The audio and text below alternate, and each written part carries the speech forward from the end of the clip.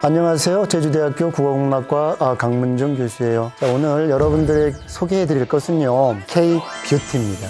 조선의 패션은요, 화려했어요. 우리 조상들은요, 머리끝에서 발끝까지 완전 진심 꾸몄어요. 심지어는요, 머리에 장기 때문에 목이 꺾여도 죽을 정도로 그런 위험을 감수하면서까지도 아름다움을 추구했고, 뿐만 아니라 조선은요, 이 염색이라고 하는 기술, 중국에서도 유명할 정도로 최고의 수준까지 올라갔어요. 더불어 화장품, 굉장히 고가임에도 불구하고요, 왕실부터 백성의 마음을 사로잡은 화장품이 있었어요. K-뷰티 조상의 중심에 있었던 가채정, 연모, 매봉구의 모든 것을 지금부터 살펴봅시다.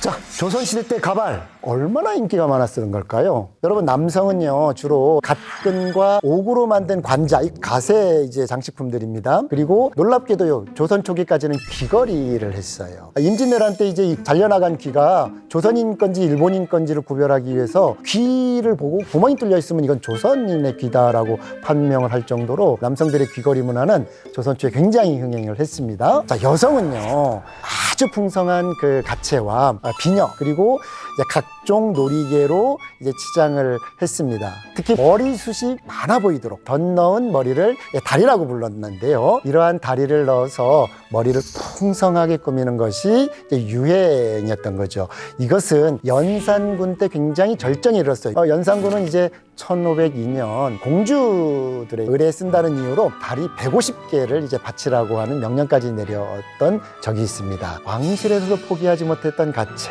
이 가채를 만드는 장인, 가채장이라고 불렀는데요. 자, 근데 궁금하잖아요. 여러분들 조선시대 때는 머리를 함부로 못 잘랐잖아요. 이게 효도에 어긋나서. 자, 그렇다면 가채에 쓰이는 머리카락은 어떻게 구했을까요?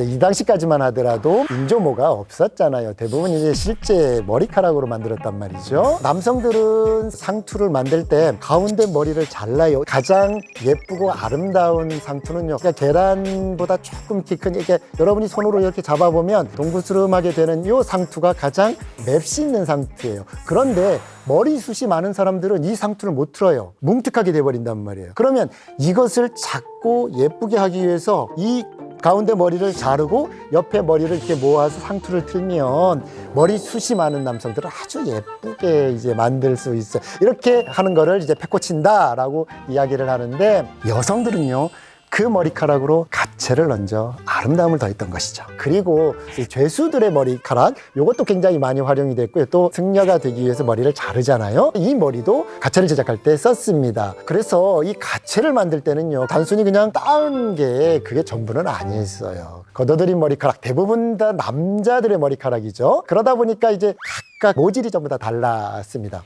검은 구름처럼 풍성하면서도 윤기가 잘 흐르는 이제 가채를 만들려고 하면 다양한 기술이 필요했던 거예요. 그래서 제일 먼저 했던 것은 뭐냐면, 약품을 써서 머리카락을 균일하게 다듬어요. 영조 정순후 가래 도감의궤에 따르면 이제 가채를 만드는 것이 굉장히 자세히 나와요. 뭐 당주홍, 홍합사, 황밀, 송진, 주사, 마사, 뭐 홍향사, 소금, 참기름 등등등 이런 재료를 썼다라고 언급이 되고요. 수거한 머리카락을 그곳에 담가서 탈색했습니다. 이 탈색한 머리카락을 아주 짙은 검은색으로 다시 염색을 합니다. 특히 머리카락을 염색하는 것은 고도의 기술이 또 필요합니다. 굉장히 복잡한 과정이죠. 그 다음에 빗으로 가지런하게 빗어서 따서 촛농으로 고정했어요. 이렇게 해서 기본 모양새가 잡혀지는 거죠. 그리고 나서 거기에다가 광택을 이제 내면 검은 구름처럼 풍성하면서도 윤기가 흐르는 가채가 완성이 됩니다. 이렇게 복잡한 과정을 거치면서 만들어진 가채, 얼마였을까요? 여러분 놀라지 마십시오. 가채 하나가요, 초가집 6, 7채는 살 수 있는 가격이었습니다. 그런데 갈수록 이렇게 풍성해지는 가채가 굉장히 유행했어요. 이것 때문에 목이 부러져서 죽은 여인이 나타나기도 합니다. 이게 이제 이덕무라는 분의 청장관 전서에 나와 있는 건데요. 근래에 어떤 집에 13살 난 며느리가 가채를 높고 무겁게 만들었다가 시아버지가 방 안에 들어오자 며느리가 갑자기 일어나서다가 가채에 물려 목이 부러졌다.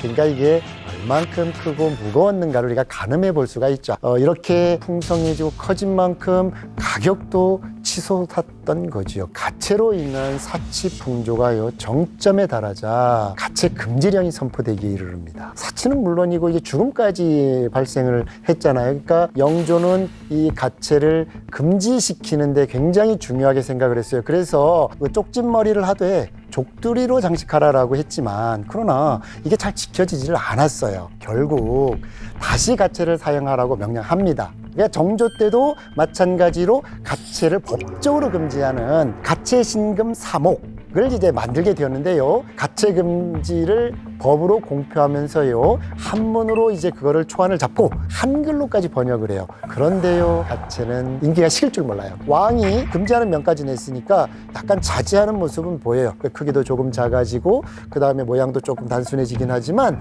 이게 조선이 망할 때까지 가채는 사라지지 않습니다. 최근에 우리나라의 어떤 사극이라든가 이런 것들이 해외로 많이 나가고 또 아이돌들에 의해서 이제 한복이 굉장히 해외에서 많이 화제가 됐죠. 특히 한복의 컬러풀한, 그러니까 이 고운 색깔, 이거 굉장히 극찬을 받아요. 그런데요. 조선은 어땠을까요? 마찬가지입니다. 조선시대 역시 뛰어난 염색 기술을 가졌어요. 중국이 부러워할 정도로. 그 정도로 뛰어난 염색 장인들, 이런 사람들을 우리는 연모라고 칭했고요. 연모 덕분에 염색 기술은 급격히 발전을 합니다. 그런데 우리 조상은 이제 백이민족이다 불릴 정도로 흰 옷을 즐겨 입었죠. 근데 어떻게 조선시대는 이 염색 기술이 이만큼 발달할 수가 있었을까요? 삼국시대 때부터 흰 옷을 즐겨 입었어요. 이 한반도에 살았던 사람들은. 심지어는요 19세기 말 우리나라를 방문했던 서양의 이제 사람들, 이런 사람들이 시장을 딱 보면서 마치 솜밭에 온 것 같다라고 묘사할 정도입니다. 그런데 실제 흰색은 우리나라에서는요 전쟁과 죽음을 상징이 있습니다. 그래서 원래 이제 상복이 하얀색이었어요. 조선 사람들은 상복을 자주 입을 수밖에 없어요. 왜 그러냐면 팔촌 이내 친척들은 상을 당하면 상복을 입게 된 것이 법이었고요. 특히 왕실에서 상이 나면 일정 기간 동안 조선의 백성들은 또 상복을 입어야 했단 말이에요. 그러니까 가난한 백성들은 대부분 다 옷이 단벌이었는데 상복과 일상복을 같이 할 수 있는, 그래서 하얀색 옷을 굉장히 즐겨 입었던 거예요. 근데 이것이요 정부에서도 굉장히 골치 아파했어요. 평상복과 상복이 구분 없으니까 유교적 예법에 맞지도 않아. 특히 우리나라를 상징하는 색은 푸른색인데 그래서 푸른색 옷을 입으라고 권장까지 해요. 심지어는 세종대왕께서는요 관원들에게 푸른색을 입으라고 직접 이제 명령까지 해요. 관원들은 어떻게 합니까? 전하, 염색값이 너무 비싸요. 이거 정말 힘들어요. 라고 이제 말을 하죠. 비용 때문에 이것을 수용하지 못했던 겁니다. 그러면 도대체 얼마나 비쌌을까요? 조선의 염색은 정말 뛰어났어요. 그래서 품질은 매우 좋았습니다. 이거는요, 이제 중국에까지 잘 알려진 사실인데, 송나라 사람인 왕운이라고 하는 사람이 계림지에 따르면 고려는 염색을 잘하는데 특히 홍색과 자색이 매우 아름다웠다 라고 하죠. 조선의 자주색 비단에 반해서 10필이나 넘게 염색을 해간 중국 사신도 있었어요. 그런데 지금처럼 화학약품으로 염색한 게 아니잖아요. 염색값은요 직물과 색상에 따라 그 가격이 달랐어요. 좀 조선 말기 기록에 해당해요. 만기 요람에 의하면 자주색 명주는 노란색 명주의 5배가 됐고요. 붉은색 모시는 노란 모시의 10배가 됐다는 거죠. 이제 부자들은 부의 상징으로 화려한 옷을 사치스럽게 입었다는 거죠. 그러면 연모는 부자였을까요? 그렇지는 않았던 것 같아요. 고종 때 물가 경제의 어떤 지표들이 기록되어 있는 탁지준절이라고 하는 기록물이 있어요. 이 기록물에서는 연모에게는 수공포라고 하는 이제 수공비를 지급했는데요. 비단 10필을 염색해야 3배 한 필이 될까 말까 할 정도입니다. 자, 이것은 쌀로 환산을 하면 대여섯 말 가격 정도가 돼요. 최고의 기술자인 염색 전문가들, 이 연모들 덕분에 조선의 염색은 엄청나게 발전을 했고요. 우리의 한복은 아름다워졌고, 그럼에도 불구하고 이분들에게 어떤 처후는 뭐 그렇게 훌륭하진 않았다고 생각이 듭니다. 마지막으로 우리가 살펴볼 것은 화장인데요. 조선은요, 화장의 나라였습니다. 이 화장품을 방문 판매했던 사람들을 우리는 이제 매매할 매자에다가 가로 분자, 이 분자가 화장을 의미해요. 매분구라고 불렀습니다. 이 화장에 대한 기록은요, 왕실뿐만이 아니라 이 사대부의 여성들까지도 굉장히 다양하게 등장을 해요.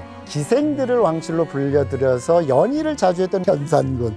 연산군은 진짜 이 여성의 미용에 굉장히 민감했어요. 특히 이 화장품을 전담하는 이 보염석까지, 즉 쉽게 말해서 부사를 하나 만들 정도예요. 왕실에서 필요한 각종 의복과 이제 화장품을 공급하는 일을 전담하기까지 해요. 또 굉장히 유명했던 문인이에요. 유희춘이라고 하는 분이 나와요. 근데 아내가 이제 화장품을 팔아서 남편 유희춘의 집문실을 이제 만들었다는 기록도 있을 정도예요. 그러니까 화장품이 얼마나 높은 관심을 받았는지 우리가 잘 알 수 있는 거죠. 수요가 증가하면서 유통도 굉장히 활발하게 이루어집니다. 당시 남녀를 분류하고 가는 허리와 하얀 피부는 절대 포기하지 못했어요. 그런데 농경사회에서 하얀 피부를 유지하려면 밭에서 일하는 분이 가능했겠어요? 하얀 얼굴은요, 노동으로부터 자유로운 신분의 상징이었어요. 그래서 피부를 맑고 깨끗하게 가꾸는 것을 매우 중요하게 생각했습니다. 조선의 그 미용의 실상을 굉장히 자세히 이제 설명해 놓은 책이 빙허가기 씨의 규합총서입니다. 쉽게 말하면 여성 생활 백서입니다. 이 규합총서에서는 화장품을 만드는 방법까지 나와 있어요. 면지법이라고 얼굴에 영양분을 주는 화장품을 사용했는데, 이것은 겨울에 얼굴이 거칠고 터지는데 달걀 3개를 술에 담가 봉하여 28일쯤 두었다가 얼굴에 바르는 것이에요. 이렇게 하면 튀지 않고 윤이 나며 옷 같아진다라고 이제 적혀 있어요. 또 오늘날의 스킨처럼 피부에 수분을 공급하는 미안수를 만들었는데요, 수분이 많은 과일이나 채소를 사용했고요, 더해서 향이 좋은 꽃을 첨가하기도 했습니다. 얼굴빛을 뽀얗게 만드는 분은 여인들이 가장 갖고 싶은 화장품이었는데요, 분꽃 열매와 쌀, 보리 등을 곱게 말아 만든 백분을 사용했습니다. 자, 그런데 문제는 부착력입니다. 막 뜨면 안 되잖아요. 그죠? 그러려면 뭐가 필요할까요? 납이 필요합니다. 납. 그래서 이런 어떤 분들은 납성분이 포함되어 있어서 중독성이 좀 있었어요. 심지어는 이제 살이 굉장히 썩어가는 부작용까지 생기는 그런 겁니다. 매분구, 이들의 활동은 굉장히 다양한 기록에 등장을 해요.